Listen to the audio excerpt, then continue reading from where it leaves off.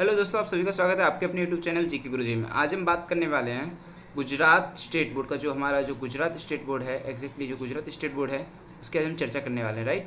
तो Gujarat state board का जो हमारा आज हमने लिया है, गुजरात स्टेट बोर्ड की जो पैटर्न है जिसका हम ले रहे हैं स्टैंडर्ड नाइन्थ का, स्टैंडर्ड जो नाइन्थ है उसका इंग्लिश मीडियम का हम ले रहे हैं, जो कि है हमारा सब्जेक्ट जो है सोशल साइंस का चैप्टर नंबर 1, राइट। तो सोशल साइंस का हम चैप्टर 1 के बारे में डिस्कस करेंगे। उस चैप्टर को हम डिटेल में समझाएंगे, कैसे कैसे उस चैप्टर के अंदर क्या क्या बताया गया है, तो एक एक क्लियर करेंगे, एक एक पॉइंट बच्चों को क्लियर कराएंगे, राइट।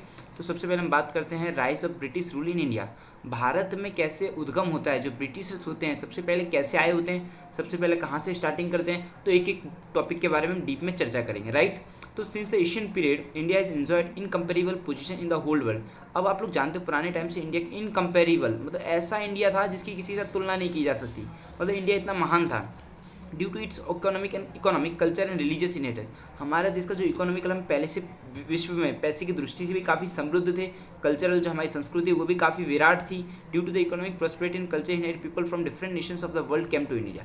इंडिया इतना वेराइट था, इंडिया इतना गर्वान्वित करने वाला महसूस था कि इतना पैसे वाला था। इंडिया की संस्कृति इतनी अच्छी थी कि लोग बाहर से अट्रैक्ट होते थे इंडिया की तरफ आने के लिए। चलो इंडिया चलते हैं, इंडिया चलते हैं, ऐसा लोगों के बीच में होड़ चालू हो जाता है। There is lot of demands of the Indian species. अब लॉट्स ऑफ डिमांड मतलब लार्ज क्वांटिटी की डिमांड आई क्या, इंडियन स्पीसीज की और मसलिन की और सिल्क क्लोथ की और इंडिगो की। जो इंडिया का इंडिगो है सिल्क क्लोथ, उसके बारे में भी डेवलप होता है। तो ये जो इंडिगो है इसकी भी डिमांड आने लग गई। तो ये सारी डिमांड कहाँ पे, यूरोपियन कंट्रीज़ के अंदर। जो यूरोपियन कंट्रीज़ थी उनके बीच में डिमांड उठने लगी, चलो भाई भारत चलेंगे, मस्त मस्त सब चीज़ें लाएंगे। लेकिन trade between India and Europe was carried out through the land route. सबसे पहले जो व्यापार हुआ करता था भारत और यूरोप के बीच में, किसके थ्रू हुआ करता था बच्चों, लैंड रूट के थ्रू। किस तरह, land route and sea route. And at the centre of this routes are Istanbul and Constantinople. जब भी जमीन के रास्ते से जाते थे तो हम जानते हैं कि हमारा जो भारत है, एग्जाम्पल मैं ले लेता हूँ, ये भारत यहाँ पे ड्रॉ कर लेता हूँ और यूरोप कहीं यहाँ पे आता है एक्सप्रेस। तो यदि इनको जाना होता था तो ये जब जैसे कि मैं मान लेता हूँ ये गुजरात है मेरा और ये केरल है। केरल के अंदर स्पीसीज़ के लिए काफ़ी फेमस है। और ये हमारा भारत, प्यारा भारत बना देता हूँ मैं बस। और ये हमारा पाकिस्तान है, तब तो ये पाकिस्तान भी था। तो यूँ करके यूँ जाते थे। बीच में एक जगह आती है जिसको हम कहते हैं टर्की, राइट। टर्की की अभी हाल फिलहाल कैपिटल है अंकारा। और टर्की में एक जगह है जिसका नाम कहते हैं कंस्टेंटिनोपल, जो कि इस्तांबुल नाम की जगह है, कंस्टेंटिनोपल्स, राइट। तो after the conquest of the Constantinople in 1453 के अंदर क्या हुआ, टर्किश मुसलमानों ने कंस्टेंटिनोपल नाम की जगह पे कब्जा कर लिया। उन्होंने वहाँ पे रोक लगा दी कि अब आप यहाँ से निकलोगे नहीं, अब रास्ता रोक हो गया। एक ही पॉइंट था, बस यहीं से जा सकते थे, यही एक कनेक्ट करता था यूरोप को और एशिया को। अब वहाँ से भी रोक लग गई। किसने रोक लगाई, तुर्किश मुस्लिम ने रोक लगा दी। अब क्या क्या यूरोप को बोला कि मसालों के, इंडिया के जो मसाले हैं उसके बिना मुझे चलेगा नहीं। अब और इंडिया को उनको चाहिए था क्योंकि इंडिया के मसालों की उनको आदत पड़ गई थी। और इंडिया के जो मसाले थे, स्पीसीज थी, वो इतनी अच्छी थी कि लोगों को अधिक मुनाफा दे रही थी। यहाँ पे मात्र 2 या 4 रुपये का खरीदते थे, वहाँ पे जाके 40 रुपये बेचते थे, मतलब 10 गुना प्रॉफिट। मतलब 10 रुपये की चीज़ कोई यहाँ से अहमदाबाद से या भारत से खरीद के जाता है तो हम 100 रुपये में जाके यूरोपियन कंट्री बेच देते थे, तो उनको फ़ायदा था काफ़ी। तो इस तरह चलता रहा। कंस्टेंटिनोपल से कब्जा हो गया, फिर यूरोपियन का जो रास्ता था वो बंद हो गया। अब लोगों ने कहा चलो भैया ऐसा तो चलेगा नहीं, यदि चलो तुर्की मुसलमानों ने यदि कॉन्स्टेंटिनोपल पर कब्जा कर लिया तो हम क्या चुप बैठेंगे, नहीं, हम दूसरा रूट करेंगे। तो इसकी जो खोज करेंगे, दूसरा हम रूट क्या निकालेंगे वो देखते हैं। Since they could not do without the species, they could not do without the species, मसालों के बिना वो रह ही नहीं सकते थे। द यूरोपियन लेफेल्ट महसूस हुआ, कंपेलेट मतलब मजबूर हो गए। क्या हुआ, कंपेलेट मजबूर हो गए to discover a new sea route, एक नया क्या सी रूट, जो समुद्र मार्ग खोजने की उन्होंने तैयारी कर ली। So an era of geographical discoveries. अब उन्होंने कहा भैया कुछ भी हो जाए, हमारा लैंड रूट है, जो ज़मीन का रास्ता है, यदि वो रुक चुका है तो हम सी रूट खोज करेंगे, राइट। तो ज्योग्राफिकल डिस्कवरीज बिगन। अब यूरोप में एक कंट्री तो है नहीं, आप लोग जानते हैं यूरोप में इटाली है, पोर्चुगीज है, नेदरलैंड है, यूके है, ये सब में होड़ मच गई कि हम खोजेंगे। सब लोग ने तैयारी कर ली, चलो भाई क्या करना है, इस बार इंडिया का सी रूट खोजना है। तो सबने ये सब तैयारी करने चालू कर दिया। तो अब देखते हैं आप कौन किसकी कितनी ताकत है। तो discovery of sea India route की देख लेते हैं, राइट। तो इसके पहले हम देख लेते हैं discovery of sea route in India. India के अंदर कैसे खोज होती है इस रूट की, तो उसकी हम चर्चा कर लेते हैं पहले। चलो discovery of sea route in India की बात करते हैं। तो without the inspiration, encouragement and economic help from the Portuguese king Prince Henry, some brave people began effort to discover the new route. अब क्या हुआ, इंस्पिरेशन मिला, किससे मिला, किसने इंस्पिरेशन दिया। अब एनकरेजमेंट मतलब होता है किसी को मोटिवेट कर दे। इकोनॉमिकल मतलब आर्थिक, हेल्प फ्रॉम द पोर्चुगीज के एक राजा थे जिनका नाम था क्या, प्रिंस हेनरी। क्या नाम था उन राजा का, नाम क्या था, प्रिंस हेनरी। क्या नाम था राजा का नाम था प्रिंस हेनरी। उन्होंने क्या कहा, some brave people began effort to discover the new sea route. तो उन्होंने कहा भाई साहब आप जाइए, आप सी रूट खोजने की ट्राई कीजिए। Many great man try to discover sea route to India, namely Bartholomew Dias who discovered the Cape of Good Hope. अब इन्होंने कहा कि भाई साहब सी रूट तो खोजना ही पड़ेगा। तो ऐसे में एक जो महान थे जिनका नाम था बार्थोलोमे डाइज, जिन्होंने क्या किया, जिन्होंने भारत की खोज में निकले थे, लेकिन खोज क्या कर दी, Cape of Good Hope. Cape of Good Hope एक नाम की जगह है जो कि कहाँ पे, अफ्रीका के जो साउथर्न पार्ट में, साउथर्न टिप पे आई हुई, जो साउथ अफ्रीका के पास में ही है। साउथ अफ्रीका नाम का एक कंट्री जो कि अफ्रीका के साउथर्न हिस्से में पड़ता है, जो कि हम बाद में देखते हैं अभी।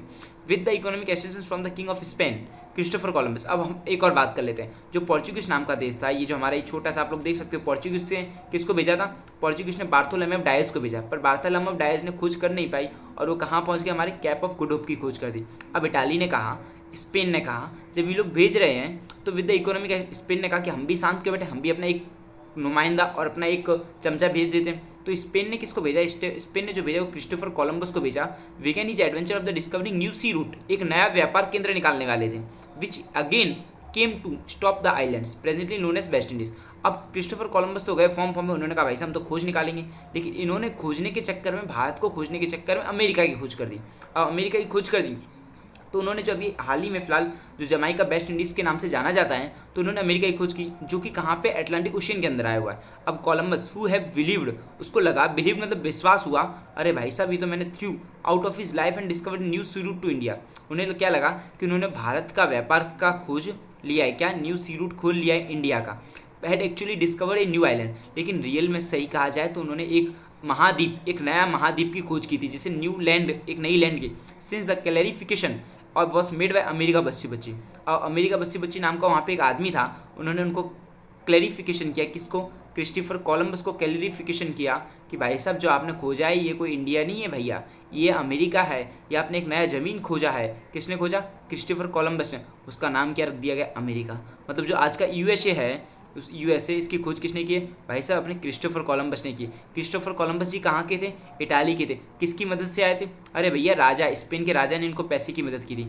स्पेन के राजा ने बोला आ जाइए आप हमारे पैसे पे। तो चलो प्यारे बच्चों, तो पोर्चुगीज ने किसकी मदद की थी, पोर्चुगीज के राजा थे ना हेनरी, हेनरी ने किसकी मदद की, बार्थोलोमे। तो आई होप आप लोग को पता चल गया और discovery of sea route India की कैसे चलती रही लोगों के बीच में खोज।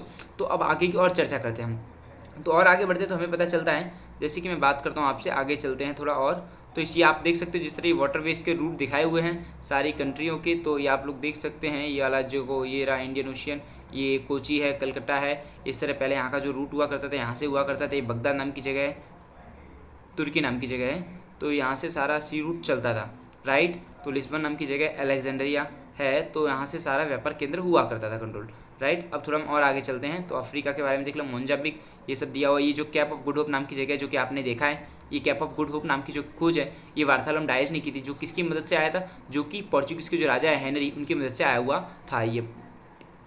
चलो अब हम बात करते हैं सी रूट ऑफ इंडिया। अब इंडिया की जो सी रूट थी उसकी खोज कैसे हुई, चलो देख लेते हैं, थोड़ा इनके बारे में चर्चा कर लेते हैं। इंडिया का जो सी रूट है उसकी चर्चा कर लेते हैं थोड़ी।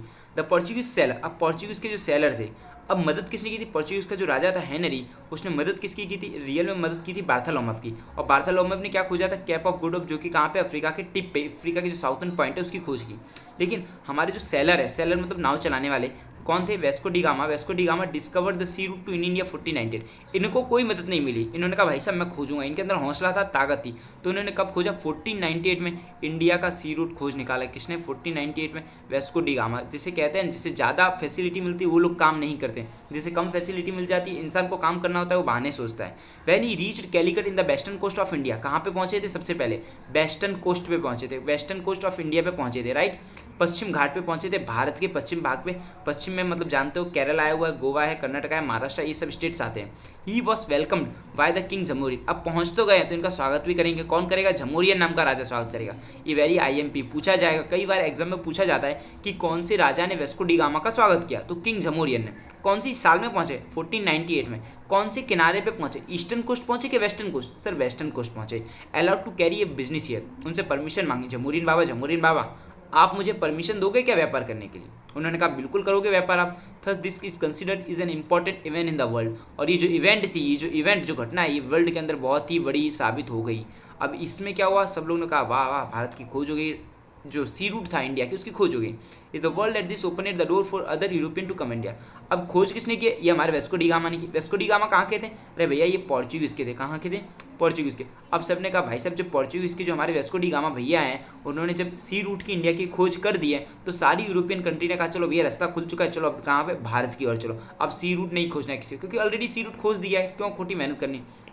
तो इस तरह भारत का सी रूट खोजा गया। तो आपने ये, मुझे उम्मीद होगी कि आप लोग को इतना पता चल गया होगा कि कैसे भारत का सी रूट खोजा गया हुआ है। चलो अब हम बात करते हैं arrival of European in India. अब कौन कौन से यूरोपियन भारत के अंदर है। अब मैं आपको एक फैक्ट्स बताना चाहता हूँ दोस्तों कि जो आप लोग को सबसे पहला कोई यदि ब्रिटिशर्स है, सबसे पहला कोई यूरोपियन कंट्री से आया है तो सबसे पहले पोर्चुगीज भारत के अंदर आए थे और सबसे लास्ट में भी अंत तक पोर्चुगीज ही रहे थे। तो जो पोर्चुगीज के जो लोग थे वो सबसे पहले आए थे, कौन सी साल में आए थे? तो आप लोग जानते हैं कि 1498 के अंदर सबसे पहले आया था वो वेस्को डी गामा आया था। और लास्ट तक आप लोग जानते हैं गोवा को भी लास्ट में लिबरल मिला। कब मिला? 1961 के आसपास शायद आज़ादी मिली है गोवा को। तो गोवा को आज़ादी मिली थी, ऑपरेशन विजय चलाया गया था, तब पोर्चुगीज को निकाला गया। तो सबसे पहले भी पोर्चुगीज आए थे यूरोपियन कंट्री में और सबसे लास्ट में भी जाने वाला कोई तो पोर्चुगीज है, राइट। चलो अराइवल ऑफ यूरोपियन इंडिया।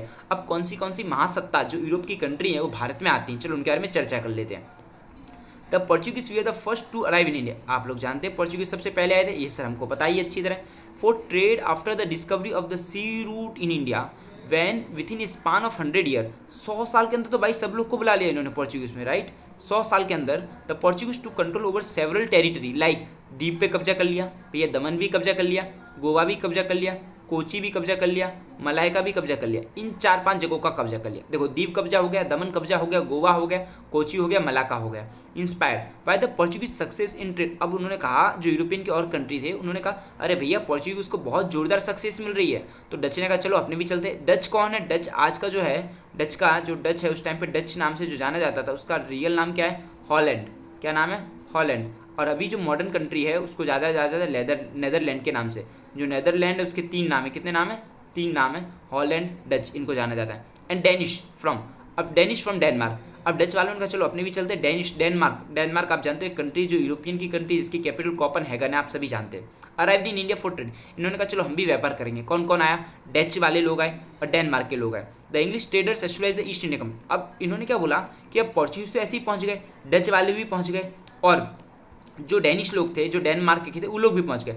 अब इंग्लिश ट्रेडर ने क्या सोचा, जो इंग्लैंड के थे उन्होंने कहा भाई अपने ऐसे नहीं जाएंगे, अपने एक कंपनी बना के जाएंगे जिसका नाम क्या रख दें? ईस्ट इंडिया कंपनी के नाम से वो लोग जाएंगे।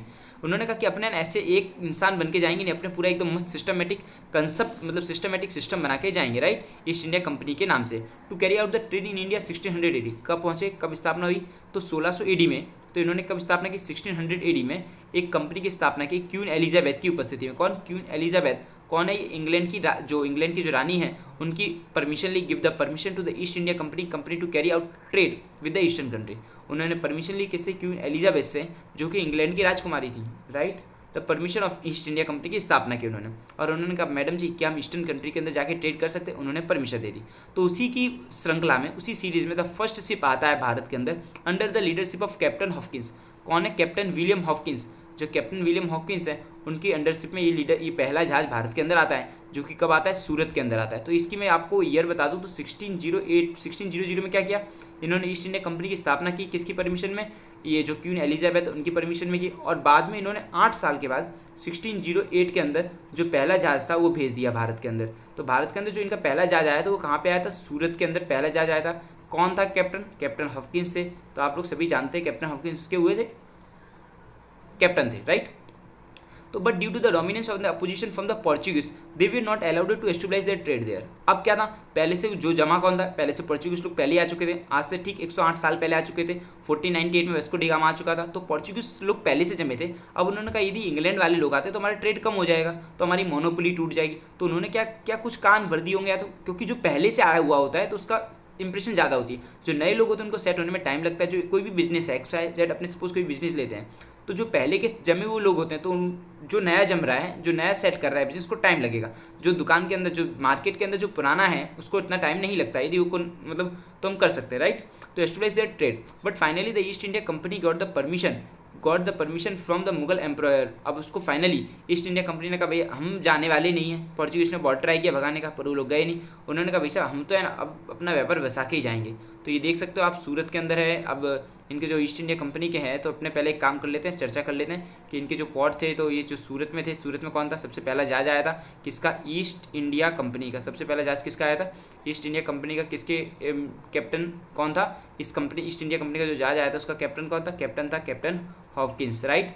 तो और दमन पे कब्जा किसने किया था, पोर्चुगीज। आप देख सकते हैं कि जो स्टार्स वाले ये पोर्चुगीज की टेरिटरी है। द्वीप पे इन्होंने कब्जा कर लिया, दमन पे इन्होंने कब्जा कर लिया, गोवा पे तो इनका कब्जा कर ही लिया, कैलिकट में कब्जा कर लिया, कोची में कब्जा कर लिया। भैया कैलिकट में तो कब्जा कर ही लेंगे, क्योंकि जो सबसे पहला इनका जो जहाज था जो कब आया था 1498 में, जो कि वेस्को डी गामा की परमिशन में आया था, वो जहाज यहाँ पे आया हुआ था।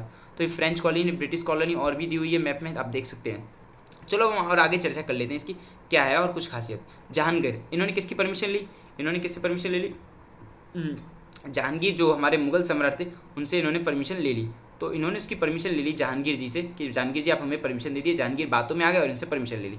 Thus the British East India Company establish the first trade centre in Surat. अब भाई साहब आए कब थे, इनका पहला जहाज कब आया था, 1608 में आया था। किसकी अंडरशिप में, कैप्टन हॉकिंस के अंडरशिप में आए थे। इन्होंने 5 साल लगे परमिशन लेते हुए। इन्होंने परमिशन किससे ली, 1613 में ली। परमिशन ली किससे ली, इन्होंने परमिशन ली हमारे प्यारे जहांगीर भैया से परमिशन ले ली। किससे ली, जहांगीर जी से परमिशन ले ली इन्होंने, जो मुगल सम्राट थे।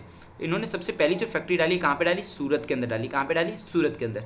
Initially the company establish it's trade centre in Surat, Bharuch and Ahmedabad. इन्होंने जो पहला जो अपना ट्रेड सेंटर चालू किया, इन्होंने सबसे पहले ट्रेड सेंटर सूरत में किया, भरूच में किया और अहमदाबाद में किया। इत्तेफाक एक जगह है कि जो इत्तेफाक से ये सारी जगह जो है ये गुजरात के अंदर आई हुई है। कहाँ पे, ये सारी जगह गुजरात के अंदर आई हुई हैं, Surat, Bharuch, Ahmedabad. But due to the strong presence of the Maratha in this region. अब इस जो इलाका था, जो गुजरात और महाराष्ट्र पहले एक था, आप लोग सभी जानते हैं गुजरात और महाराष्ट्र से कब अलग हुआ, 1 मई 1960। क्योंकि मैं गुजरात बोर्ड के बारे में पढ़ा रहा हूँ तो मैं गुजरात के बारे में काफ़ी डिटेल आपको देना चाहता हूँ, राइट। 1 मई 1960 जो गुजरात का फॉर्मेशन डे है। तो ये आप लोग जनरल नॉलेज की दृष्टि से भी, जीके की दृष्टि से याद रखना तो काफ़ी बेटर रहेगा, right. But due to the strong presence of the Maratha in this region the company sensed danger to its existence and hence moved toward the south and east direction where they set up their centre in Machilipatnam Andhra Pradesh, Saint George Chennai and Fort William Calcutta and Mumbai become their headquarters in 1678। उन्होंने देखा भाई साहब मैंने सूरत में, अहमदाबाद में, भरूच में factory तो बना दी, लेकिन मुझे डर लग रहा है क्योंकि जो महाराष्ट्र के अंदर मराठा है वो काफ़ी पावरफुल थे उस टाइम पे। तो उन्होंने कहा भाई साहब एक काम करते हैं, मराठा यदि अपने को उखाड़ दें, जैसे शिवाजी महाराज जैसे महान योद्धा यहाँ पे बैठे हैं, यदि मराठा ने उखाड़ दिए तो फिर दाव हो जाएंगे हमारे। तो उन्होंने क्या किया, इन्होंने कहा कि चलो एक काम करते हैं, अपने साउथ बाजू चले जाते हैं, साउथ बाजू चले जाते हैं या तो ईस्ट बाजू चले जाते हैं। तो दे setup there centre in Machilipatnam. उन्होंने अपना सेंटर कहाँ पे बनाया, मछलीपट्टनम के अंदर बनाया। Machilipatnam is the place which is situated in the Andhra Pradesh. And saint George, saint George क्या है, जो कि चेन्नई के अंदर एक जगह है सेंट जॉर्ज, इन्होंने एक किला बनाया हुआ अभी भी है। और फोर्ट विलियम, और फोर्ट विलियम मतलब कलकत्ता का जो किला है वहाँ पे भी इन्होंने बनाया। अब Mumbai become there headquarter in 1678। और मुंबई को उन्होंने हेडक्वार्टर कब बनाया, 1687 के अंदर उन्होंने मुंबई को हेडक्वार्टर बनाया। तो इस तरह इन्होंने कहा कि मराठाओं का काफ़ी पावर था, उस तरह से उनको साउथ में और ईस्ट बाजू भी जाना पड़ा। तो साउथ में आप देख सकते हो मछलीपट्टनम आंध्र प्रदेश हुआ, सेंट जॉर्ज चेन्नई हुआ, फोर्ट विलियम कलकत्ता हुआ। अभी जो फोर्ट विलियम कलकत्ता ये काफ़ी हिस्टोरिकल दृष्टि से हमारे लिए काफ़ी इंपॉर्टेंट हो जाता है। हमारे देश का जो सबसे पहला सुप्रीम कोर्ट था, तो जो कोर्ट था वो फोर्ट विलियम में चला था पहले, कलकत्ता। आप लोग जानते हो कि भारत की जो कैपिटल थी उसकी कलकत्ता पहले रह चुकी है, राइट। अभी ये 1911 में ये जो भारत की कैपिटल कलकत्ता से कहाँ ट्रांसफ़र की गई, कलकत्ता से इसको कर दिया गया हमारे प्यारे दिल्ली के अंदर, जो आज भी भारत की राजधानी है, दिल्ली के अंदर इसको ट्रांसफ़र कर दिया गया है, right. The French east India company arrived in Indian trade in 1668। अब जब सब कुछ हो गया, जब पोर्चुगीज़ बस चुके, डच वाले लोग आ चुके और जो हमारे डेनमार्क वाले लोग भी आ चुके, इंग्लिश वाले लोग भी आ चुके, उसके बाद हमारे फ्रेंच वालों की नींद खुलती है। क्या खुलती है, नींद खुलती है फ्रेंच वालों की। जब इन्होंने यहाँ पे अपनी फैक्ट्री बसा दी थी 1668 के अंदर, फ्रेंच लोग आते, कब आते हैं 1668 के, ये काफ़ी इंपॉर्टेंट पॉइंट हो जाता है। तो मैं आपको एक बार रिवीजन करा देता हूँ कौन कब आए थे, राइट। तो सबसे पहले कौन आया था, पोर्चुगीज़ आए थे। अब पोर्चुगीज़ कब आए थे, तो पोर्चुगीज़ आप जानते हो कि उनका सबसे पहला जहाज 1498 में आया था। और फिर सेकंड नंबर पे कौन आया, वैसे आए तो डेनमार्क वाले लोग थे और डच वाले आए थे, लेकिन हम इंग्लिश वालों की बात करते हैं। तो इंग्लैंड वाले कब आए थे, इंग्लैंड वालों का पहला जहाज कब आया था, इंग्लैंड वालों का पहला जहाज आया था 1608 के अंदर, पहला जहाज आया था। फिर फ्रेंच वाले लोग कब आए थे, तो फ्रेंच वाले लोग आप जानते हैं कि ये लोग जो फ्रेंच के लोग थे वो आए थे हमारे 1668 के अंदर आए थे फ्रेंच वाले लोग। तो इस तरह आप याद रखिएगा, काफ़ी इंपॉर्टेंट होता है। अब इन्होंने सेटअप देयर ट्रेड सेंटर इन मही कराईकल पुडुचेरी। अब बेचारे फ्रेंच लोग ने सोचा चलो एक काम करते हैं, अपने Mahe is the place which is situated in Puducherry. Karaikal is also place, Pondicherry and Chandernagore, Machilipatnam. इन्होंने जनरली जो कब्जा किया पुंडीचेरी का इलाका किया है, थोड़ा बहुत आंध्र प्रदेश का, एक मछलीपट्टनम ले लिया है। ये जो आप चंद्रनगर जानते हो और पुंडीचेरी, कराईकल, माही, ये चारों चार है ना पुंडीचेरी के अंदर सिचुएटेड एक डिस्ट्रिक्ट है, चारों चार पुंडीचेरी की जगह है, माही, कराईकल, पुंडीचेरी और चंद्रनगर। और मछलीपट्टनम जो कि सिर्फ एक आंध्र प्रदेश में आया हुआ है। इन द 18th सेंचुरी, कब 18वीं सदी तक, 18th century, the English and French were constantly busy establishing their rule in the entire world and conquering more territories. अब इन लोगों ने क्या सोचा, इन लोगों के फ्रेंच वालों के बीच में, किस किस के बीच में, फ्रेंच वाले जो लोग थे उनके बीच में, फ्रेंच के बीच में और जो ब्रिटिशर्स थे उनके बीच में होड़ मची रही कि चलो भैया हम पहले ये सुप्रीमेसी जो होती है, मतलब मैं अच्छा हूँ, वो श्रेष्ठ साबित करने में इनकी काफ़ी इन लोगों की मशक्कत करनी पड़ी, इन लोगों के बीच में झगड़ा चलता रहा। तो इस तरह हमने देखा कि फ्रेंच और ईस्ट इंडिया ने कब्जा कर लिया काफ़ी और इंपॉर्टेंट हो जाता है। चलो अब बात करते हैं थोड़ा हम 16, अभी पहले को टॉपिक पूरा कर लेते हैं। फिर कॉन्स्टेंटली इनके बीच में दोनों झगड़ा चलता रहा, 1746 के अंदर भी, 1763 and their way the 3 Mysore war. अब इनके बीच में क्या होता है, 3 मैसूर के वॉर होते हैं। मैसूर नाम की एक जगह है जो कि कर्नाटका के अंदर, वहाँ पे एक राजा हुए, हैदर अली हुए, टीपू सुल्तान हुए। हैदर अली के जो बेटे थे वो टीपू सुल्तान थे, वो आखिरी दम तक ब्रिटिशर से लड़ते रहे। War between the French east India company, French east India company, British East India company के बीच झगड़ा चलता रहा। अब क्या वो पोर्चुगीज ऐसे ही आ गए थे, लेकिन ब्रिटिशर्स ने ईस्ट इंडिया कंपनी बनाई ना, तो फ्रेंच लोगों ने कहा हम भी एक ईस्ट इंडिया कंपनी बनाएंगे। जो फ्रेंच लोगों की थी उनकी फ्रेंच ईस्ट इंडिया कंपनी थी, और जो ब्रिटिशर्स की थी उसे ब्रिटिश ईस्ट इंडिया कंपनी के नाम से जाना जाता है। Which the French east India company lost, thus making easy the expansion of the British rule in India company, right. अब क्या हुआ, जो फ्रेंच ईस्ट इंडिया कंपनी वो कई बैटल्स में हार गई और इसीलिए ब्रिटिश ईस्ट इंडिया कंपनी को ट्रेड यहाँ पे स्थापना करने में बहुत आसानी हुई। Thus at the end of the battle of power and Portuguese we are left Diu Daman in Goa. तो इस तरह क्या हुआ, फ्रेंच बेचारे तो चले गए, उन्होंने कहा वैसे अपनी कोई दाल गलने वाली नहीं है, हम हार जाते हैं हर बार युद्ध में तो कोई दाल गलने वाली नहीं है। With Diu and Daman Goa while French and their trade centre in Chandernagore. अब क्या किया, दीव दमन गोवा में तो पता ही था पोर्चुगीज बैठे हुए थे, फ्रेंच लोगों ने क्या किया, अपने थोड़े ट्रेड सेंटर बना लिए चंद्रनगर और माही और कराईकल और पुडुचेरी, ये यहीं तक लिमिटेड रह गए। लोग कहाँ के, इन्होंने आए थे तभी भी इन्होंने यहीं पे सेंटर बनाए थे, फ्रेंच लोगों ने अभी इतने ही लिमिटेड रह जाएंगे, right. Meanwhile the Dutch is to leave for. अब बेचारे डच जो थे, डच और डेनमार्क वाले, कौन सी कंट्री के आए थे, डच और डेनमार्क वाले जो आए थे, डच और डेनमार्क वाले जो आए थे वो क्या थे, डच और डेनमार्क वाले जो आए थे वो तो बेचारे पहले ही चले गए थे, उन्होंने तो कंपटीशन में खड़े ही नहीं हो पाए। तो मेनली 3 कंट्रियाँ खड़ी रही भारत की, जो यूरोप में आई थी, यूरोप से जो आई थी वो 3 कंट्रियाँ खड़ी।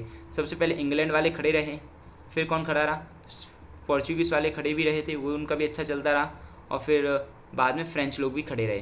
तो ये लोग जो थे ये 3 महासत्ता रही, लेकिन इंग्लैंड का जो दबदबा था वो बहुत ज़्यादा था, और पोर्चुगीज़ थे वो दीव दमन गोवा तक लिमिटेड रहे, फ्रेंच जो थे वो पुडुचेरी कराईकल माही इन यहाँ तक लिमिटेड रहे, और जो इंग्लैंड थे वो पूरे भारत में फैले रहे।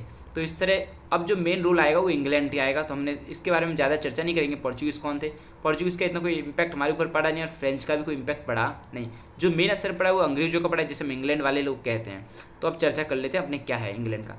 बैटल ऑफ प्लासी, अब बैटल ऑफ प्लासी के बारे में बात कर लेते हैं। तो ये लोग क्या कर रहे थे, इन्हें व्यापार करने की धीमे धीमे परमिशन दी, फिर बाद में ये लोग क्या करते हैं कि राजा जी आप बैठिए, आप आराम कीजिए, हम टैक्स कलेक्ट करेंगे, आपको कुछ नहीं करना, आपके यहाँ पे हफ्ता पहुँच जाएगा। इस तरह करना चालू कर दिया, राजा को पेंशन देने लगे उसी के दरबार में।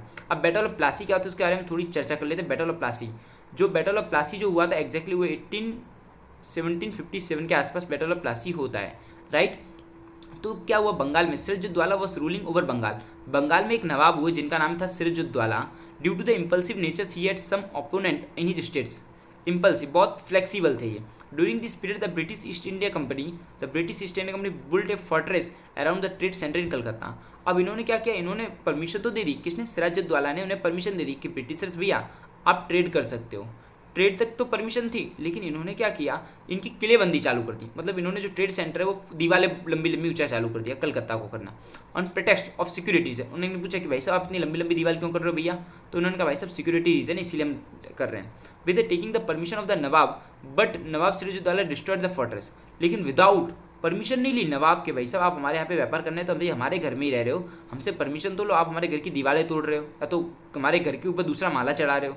तो नवाब को गुस्सा आई, तो उन्होंने क्या किया, इसको डिमोलिश कर दिया, डिस्ट्रॉय कर दिया। क्या कर दिया, डिस्ट्रॉय कर दिया।